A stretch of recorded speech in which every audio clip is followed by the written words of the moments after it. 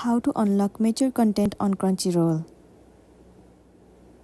The very first thing you want to do is to head over to any of the web browser.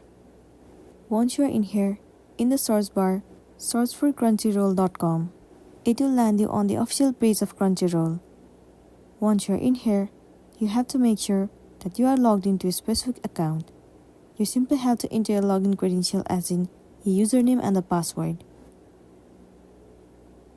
Now once you are logged into your account, tap on your profile at the top right corner and then head over to my account. It will open up this page. Now you have to scroll all the way down and the option of mature video content will be visible to you. Right below that, you'll also be able to see where it says, by enabling these settings, you have confirmed that you are at least 18 years old. Once you toggle on this option, means that the mature content has been unlocked successfully. Now you'll be good to go.